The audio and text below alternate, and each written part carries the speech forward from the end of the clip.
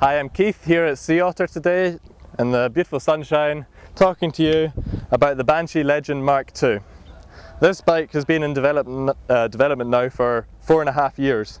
I actually started as my master's thesis when I was doing mechanical engineering at university, and has been refined and improved and developed over the period of time with testing, and this is really the final product. Over the last 2 years we've had this bike tested by 73 different riders, all of which race, and a lot of them, I mean, we chose them all by hand. A lot of them are engineers and mechanics, and we've had some World Cup level racers all riding this bike, and taken feedback from all of them and taken everything they said about the Mark I and put it into the Mark II, and this is a bike that we're releasing to the public. So I would like to think that we've probably spent more money and time developing this bike and refining it than pretty much any other brand out there, even though we're, you know, a small boutique brand right now. So a lot of time spent on it, a lot of hard work, blood, sweat and tears, you know, but I'm very proud of the final product, and I'll talk you through a few of the features. Starting at the front, we've got 1.5 head tube, which is pretty standard now in downhill bikes. Gives you the option of running zero stack headsets, sorry, I should say flush headsets, which means you can basically adjust the height at the front to be what you want. If you want it low to be really aggressive cornering, you can do. If you want it slacker for the really steep stuff, you can do whatever you want. Hydroform tubes throughout allow great strength and stiffness with minimal weight. It's all been done with finite element analysis that I've been doing over the years to really get the most out of the material, make it as strong as possible. This section here, which I guess is what really makes the bike stand out from the crowd, is, well, the real reason I started doing this was when I first came up with the concept of the bike. I wanted this bike to have as low a centre of gravity as possible, which just helps when you're cornering hard and you're doing the high speed stuff. It gives you more stability, but also makes it easier to lean over into corners. So by positioning the shock as low in the frame as possible, I mean, the shock being one of the heaviest elements in a frame, it means that the centre of gravity is nice and low between your feet, and nice and centralised. And this section here, which we kind of call the shock basement, or canoe some people call it because of the shape, I guess, is all forged aluminium, 7005 series aluminium, cold forged, and it's designed so that all the forces from the pivots, from the top link and the bottom link and the shock, all cancel each other out. They're all working against each other but enclosed within this area. So it takes these forces and isolates them somewhat from the tubing, which basically leads to a stronger design where I can keep the weight down and still have the same strength.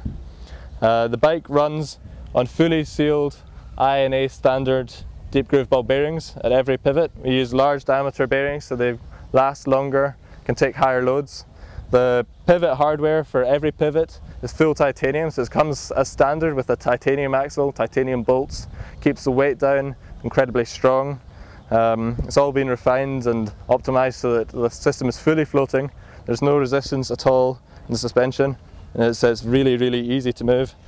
The bike has internally ribbed seat stays and chain stays, which keep the back end really stiff, combined with the specially designed one-piece forged links, really mean that this bike is a very stiff, reliable machine that you can predict when you're cornering really hard. If you're racing a World Cup course and at the top level, you want a bike that you can control, that's predictable, and you've got real confidence in. You don't want a frame that's flexing around underneath you, because you won't be able to hold that line well.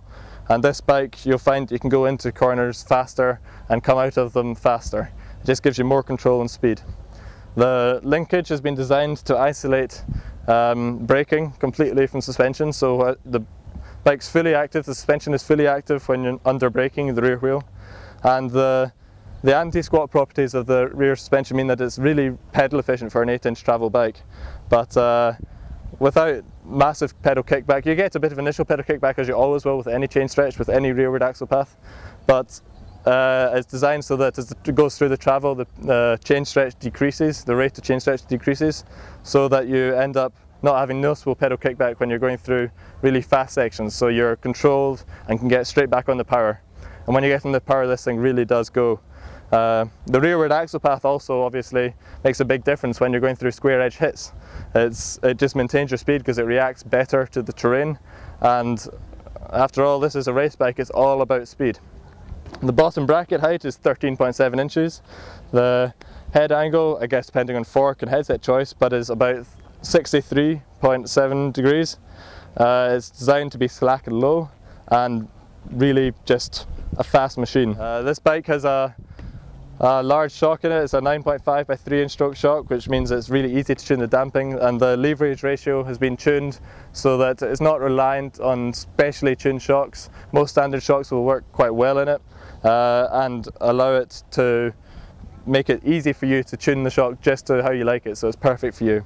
So go out there, get on one of these, head to your local downhill course, and I guarantee you'll get a great big smile on your face, and I'd be surprised if your times didn't get faster. So go out there, try it. It's a full-on race machine. You're going to see it at the World Cups this year, and yeah, the results will do the talking.